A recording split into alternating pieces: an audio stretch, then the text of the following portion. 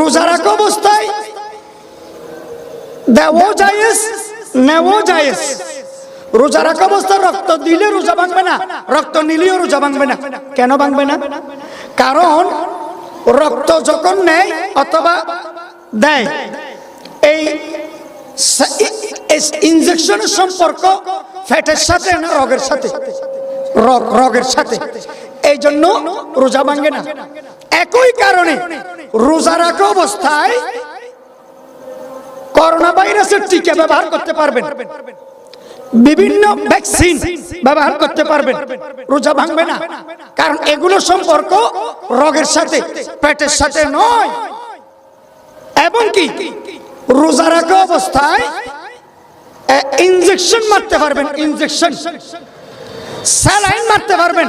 অসুস্থ ব্যক্তি রোজা রাখা অবস্থায় স্যালাইন ব্যবহার করতে পারবে, রোজা ভাঙবে না। কেন ভাঙবে না? কারণ ইনজেকশন বলেন, স্যালাইন বলেন, ভ্যাকসিন বলেন, টিকা বলেন, এগুলোর সম্পর্ক পেটের সাথে নাকি রগের সাথে? রগের সাথে। এই জন্য রোজা ভাঙবে না, এগুলো জায়েজ, কোনো অসুবিধা নেই। ডায়াবেটিস যাদের আছে, ডায়াবেটিস, রোজা রাখা অবস্থায় ডায়াবেটিস রোগী ইনসুলিন ব্যবহার করতে পারবে, ইনসুলিন, রোজা ভাঙবে না। রোজা রাখা অবস্থায় ইনসুলিন ব্যবহার করা অবশ্যই জায়েজ। রোজা রাখা অবস্থায় ইনহেলার, ইনহেলার ব্যবহার করতে পারবেন না।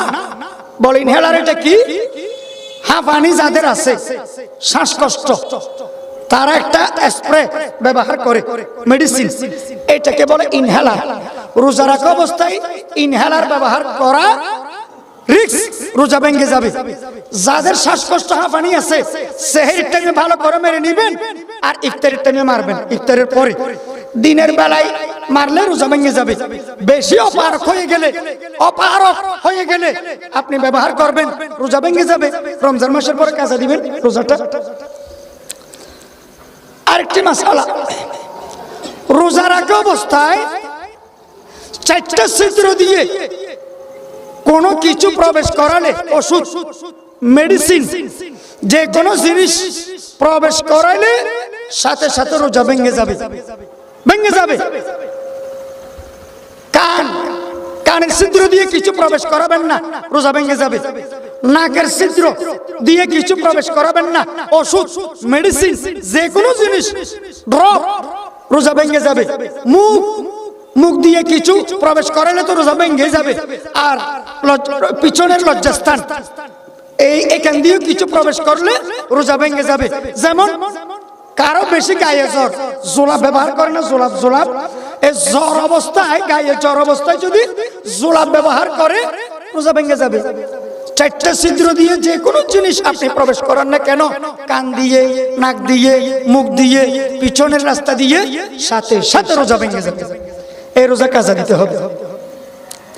রোজা রাখা অবস্থায় চোখের ড্রপ ব্যবহার করতে পারবেন, রোজা ভাঙবে না। চোখের বেলায় শরীয়তে আপনাকে মাফ করে দিছে, তাই চোখের ড্রপ ব্যবহার করতে পারবেন। চোখের ড্রপ অবশ্যই ব্যবহার করা জায়েজ, রোজা